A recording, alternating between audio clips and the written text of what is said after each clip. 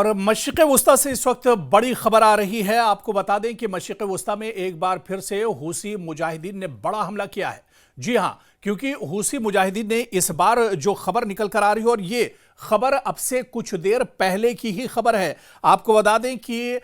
Yemen के Houthi जो मुजाहिदीन हैं, इन्होंने दरअसल बहरे अहमर में बहरे जो अदन है वहां पर यह हमला किया गया है और एक कार्गो शिप को इन्होंने निशाना बनाया है। जो हूती हैं, हूसी लड़ाके हैं, हूसी जंगजू हैं, इन्होंने दरअसल एक कार्गो शिप को निशाना बनाया है और इस कार्गो शिप पर ड्रोन से हमला किया गया है। इस कार्गो शिप को एक तरह से उड़ा दिया है और यह खबर कुछ देर पहले ही निकलकर सामने आई है, जहां पर बाकायदा इस हमले की तस्दीक भी की गई है। दरअसल आपको बताते चलें कि जो जानकारी शुरुआती तौर पर मिल रही है कि ये दरअसल जो कार्गो शिप है ये डच का है, जहां पर ये सामान लेकर जा रहा था और इस पर हूसी जंगजुओं ने इसे निशाना बनाया है। और ये दरअसल अदन, बहरे अदन में ये निशाना बनाया गया है। गल्फ ऑफ जो अदन है वहां पर यह निशाना बनाया गया है। इससे पहले भी आप देखिए कि हूसी जो लड़ाके हैं वो लगातार बहरे अहमर यानी रेड सी में और गल्फ ऑफ अदन यानी बहरे अदन में लगातार निशाना बनाते रहे, लगातार इस तरह के हमले करते रहे। और इससे पहले भी हूसियों ने इजराइल को खबरदार किया था कि इजराइल का अगर कोई कार्गो शिप यहां से गुजरता है, इजराइल का कोई पानी का जहाज यहां से गुजरता है, तो उस पर एक तरह से हमला किया जाएगा। इसके अलावा इजराइल के लिए दुनिया के किसी मुल्क का भी अगर कार्गो शिप यहां से गुजरेगा यानी बहरे अहमर से या गल्फ ऑफ अदन से, बहरे अदन से, तो उन्हें भी एक तरह से निशाना बनाया जाएगा। और अब से कुछ देर पहले की एक खबर है जहां पर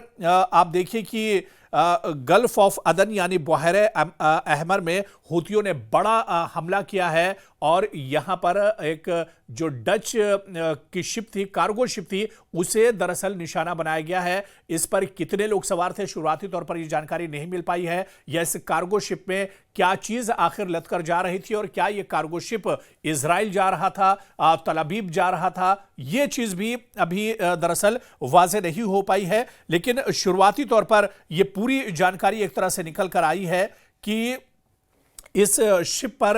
हूसियों ने बड़े पैमाने पर हमला किया है और बहरे अदन में यह हमला किया गया है। और इसमें जैसे ही यह हमला किया गया, जैसे ही इस पर ड्रोन से अटैक किया गया है, उसके बाद पूरी तरह से ये जो कार्गो शिप था ये डैमेज हो गया है और इस कार्गो शिप में पूरी तरह से आग लग गई है। दरअसल डच झंडे के साथ ये कार्गो शिप जा रहा था और इसी कार्गो शिप को बहरे अदन में हूसियों ने निशाना बनाया है। और जो शुरुआती तौर पर जानकारी मिल पा रही है कि इसमें 19 क्रू जो मेंबर थे, जो काम करने वाले इस कार्गो के अंदर मौजूद थे, वो 19 क्रू मेंबर थे। और ये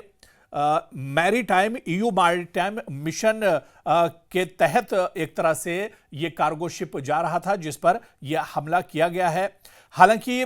ये जो शुरुआती तौर पर जानकारी मिल पा रही है कि 2 जो जवान हैं वो भी इसमें एक तरह से जख्मी हुए हैं। और इसके अलावा ये नहीं खबर मिली है कि इसमें कोई जानी नुकसान हुआ या नहीं हुआ है, या इस कार्गो शिप के ऊपर दरअसल क्या कुछ लदा हुआ था और क्या चीज़ें इस कार्गो शिप के जरिए जा रही थी। लेकिन आप देखिए कि लगातार साल 2023 जब 7 अक्टूबर को हमास ने हमला किया था गजा के ऊपर, और उसके बाद से ही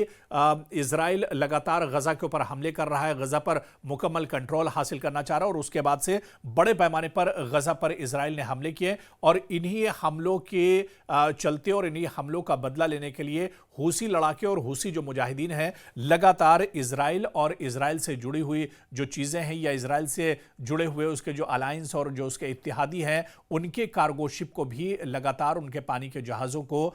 बहरे अदन और बहरे अहमर में निशाना बनाते रहे। ऐसे में बहरे अहमर में एक बार फिर से हूसियों ने यह बड़ा हमला किया है और इस हमले में जो डच कार्गो शिप है उसको एक तरह से नुकसान पहुंचाया गया है। ये कुछ घंटे पहले ही की खबर है। जेरूसलम जो पोस्ट है बाकायदा उसने भी इस हमले की तस्दीक कर दी है और उन्होंने बताया है कि यह हमला किया गया है, बहरे अदन में यह हमला किया गया है। और ईयू मैरीटाइम मिशन ने बाकायदा इस हमले की तस्दीक कर दी है और यह भी बताया जा रहा है कि ship was about 128 nautical miles south east of the port of Edan Yemen when the explosion happened. यानी जिस वक्त यह हमला हुआ है ये जुनूब मशरिक की अगर बात की जाए वहां पर 128 नॉटिकल माइल्स की दूरी पर था जिस वक्त हूसियों ने ये बड़ा हमला किया है। और बाकायदा इसकी जानकारी द जेरूसलम पोस्ट जो इजराइल का बहुत अहम पोर्टल है, बहुत अहम पेपर है,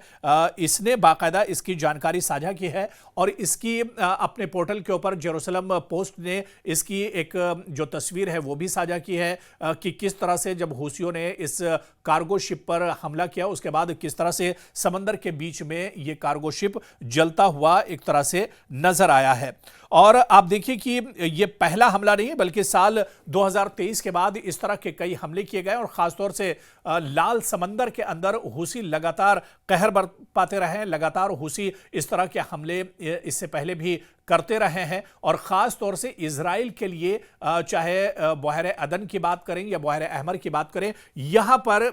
हूसियों ने एक बड़ी परेशानी खड़ी कर दी है और इजराइल की नाक में एक तरह से दम करके रखा है। हालिया दिनों जिस तरह से देखा जाए, क्योंकि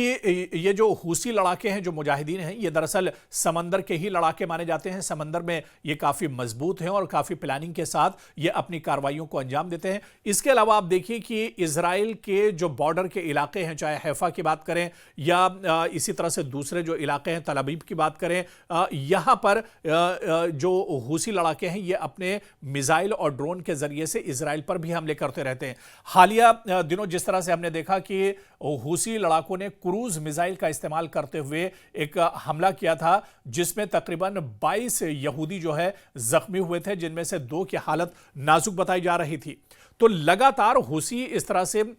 इजराइल के जो लड़ाके हैं, आईडीएफ के जो जवान हैं, आईडीएफ के जो कार्गो शिप हैं, उन्हें लगातार निशाना बनाते रहें। यानी मशरिक़ वुस्ता में इजराइल और बिन्यामिन नेतन्याहू के लिए हूसी एक बड़ा चैलेंज बन गए हैं। हूसी लगातार इस तरह की जो कार्रवाइयां हैं वो अंजाम देते रहे हैं और यह हालिया हमला जिसमें डच जो कार्गो शिप है उसे निशाना बनाया गया है, क्योंकि हूसियों ने पहले भी एक तरह से